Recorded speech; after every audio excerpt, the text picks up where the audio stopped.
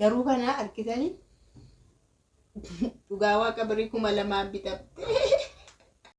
Akkuma isiniin jedha gosa 3 nu jedhe isiniin jennee reeffataa godhee goomana akkasitti nu jedhe.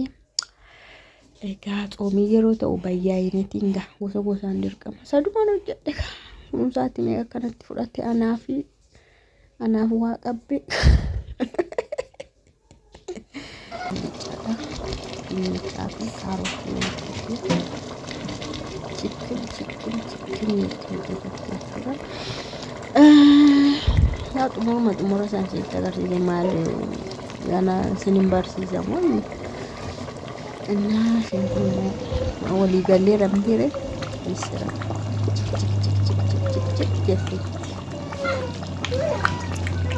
ya keessummaa ajaa'ibaa tokko qabachuudha. Waan ani bibbite sin agarsiisa eessayyuu hin deemina. Yeroo baay'ee sin jechuudha. Keessummaan kiyya xooma baay'ee we. Keessummaan keenya xooma kanaaf jedheen jechuudha. Waan ani bibbitee dhufee maqaa xooma waan ta'e amma gochuu hin danda'amu. Misira bite. Gidaari misirri kiiloon tokko birrii 240dha. 240, 230 yaa kan alaa kan keessaa jira mitiire birrii 240 misira. Dinnichaan bitee gosa gosaan hojjechuuf jechuudha. Dinnichi illee raqasadha. 35 kiiloon tokko. Yeroo baay'ee maalnaan jettu isin yeroo baay'ee fayyoo wanti hin qabdu ati rakabootii hin qabdu rakabooti yeroo baay'ee naan jettu. Waan baran heerume kan bitadhe. Garuu ani asirraan kaa'u anaaf jira 2 ognamti yoo namni dhufe afur gaafa maazariin uftu yoo ani bakka babbareechuu maa fedheeni kana gadi baasa malee sahani ranka har'a garuu waan hin bite nama haaraatu dhufa waan ta'eef waan hin bite sin agarsiisa rakabootii kana malee barbachuudha sin agarsiisa.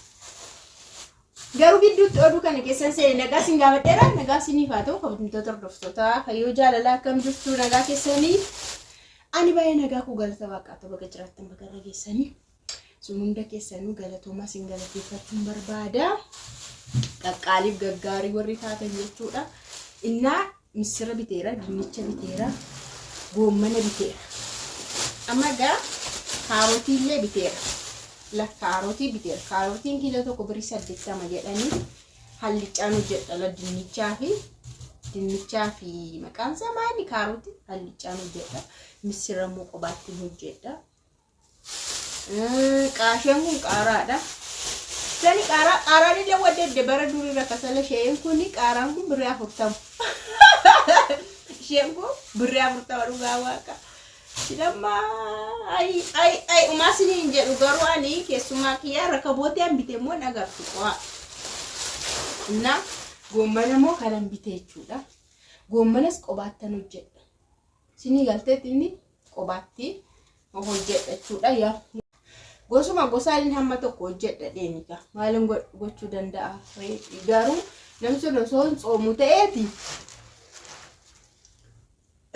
Osoo namni sun hin xoomu ta'e illee rakkoon tokko hin jiru. Qabanuma ta'e fa'aa hojjennaaf turre waanuma bareedaa isaa hojjechuuf dandeenya. Garuu nama sanatti xoomaka.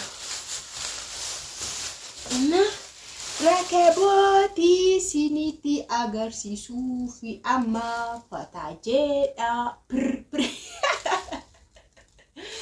bawa kajuudha.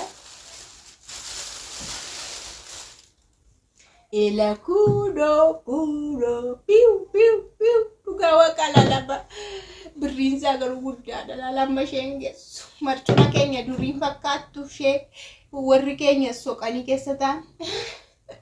Nama baay'een qabdi kana mana nama baay'ee jirti yaa'u kanas yoo dhiyeesse rakkoon qabula kanallee rakaayoon kaa rakkoon qabu yaa sahanitti yuunan dhiyeessa garuu kana argitanii dhugaa waaqa birrii 2,000 bitate. Look birrii 2,000 bitee laal gaama asumarra kaa'ee nin bareeddi laasumatti jabanaallee bira kakkaa'ee qo'aasaniin agarsiisa. Sireen agarsiisana eegaa dhugaa daftaniin deeminaa hin sardamtu silaasin yeroo baay'een sardamtu Sardaniina waan sin agarsiisa. Gosuma isaa kana gaafannaan maal dhuseetan yeroo sana kana birrii 40 meeqaanan bite bara durii san birrii 500 hin jedhu seetan sheekan 500 jedha. Ji kana bukkee kaawwattee bakka laala akkan itti bareedu sin agarsiisuuf. Akkatti garbachuudhaaf anu xinnoo tokkoon see garuu maan jettu isheenoo guddaadha. Shinii akka jirutti fudhatte. Lokka. Shinii koo kana meeqa akka bitee sin agarsiiseera naan deeffadde qodaa sana. Gaafa keessummaa dhufuudhaan ta'anii dhugaa waaqa shiniin kun birrii 1,700 bitame. Shiniin kun jechuudha. 1,000 naa ta'uu dide naani 1,700 bitame. Dhugaa rabbi gimmaashi godhanii jechuudha. Dur kun akkanatti walitti kan garagalu akkas kan ta'uu qabu. Isaan immoo walakkaadhaan godhan. Ajaa'ibuma qabu bara. Bitanii naa kamereen bareeddu. Aqabaabalii nama sanaatiif bitame baay'ee kun. Aqabaabalii nama sanaatiif kan inni bitame gogu. As uftee jabanaan keessamte as waan tokko dikoreeshiniin kaa'amee kotota faanis hin agarsiise malee baay'ee tokko bareedas ni jedha. Innaa yeroo baay'ee shinii rakkabootiin gaddu akkuma haaranan gaggaafatinaa ishii boriftaan laan kana nan dhoska.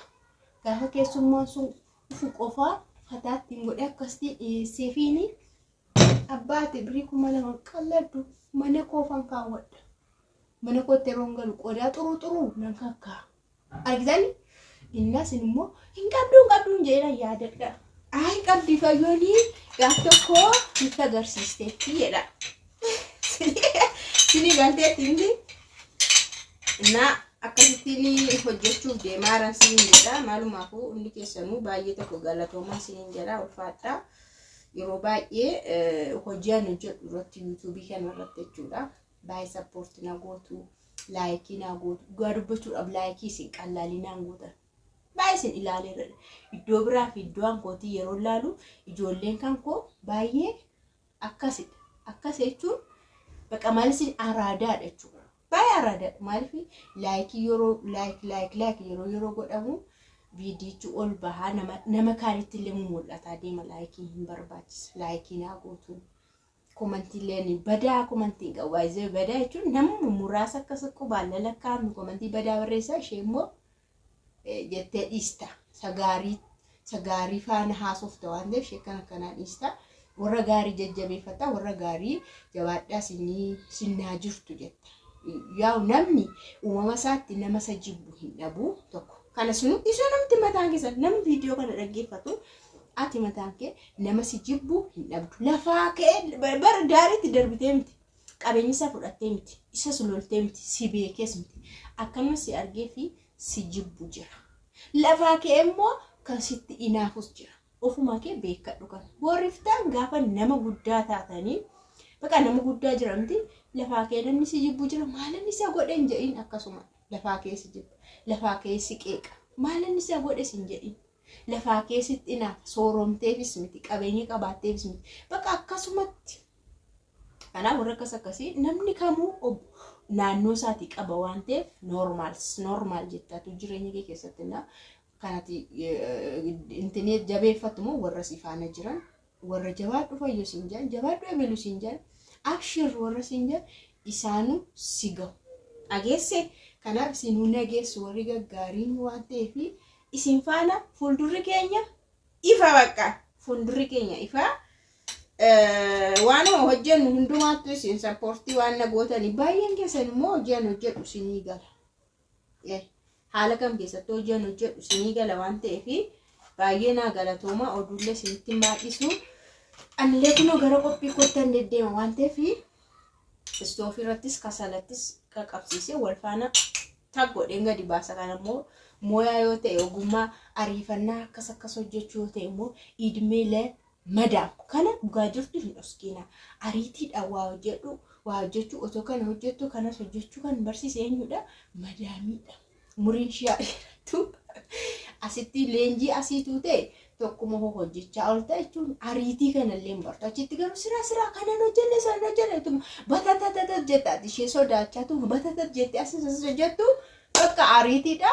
Yeroo gaafa biyya keetti galtullee sun si fayyadeera. Hojiin sun muuxannoon sun ogummaan sun si fayyadeera. Anamma akkas dhugaa waaqa waan tokko irra qabadheen taa'u. Asii yoon jedhate asii suwa bakka iddoo sanaa toon akkanatti gidduu deemu hojii san fixuun qaba maleessa waan tokko irra akkana dhaabbatanii dugduu na dhukkuba.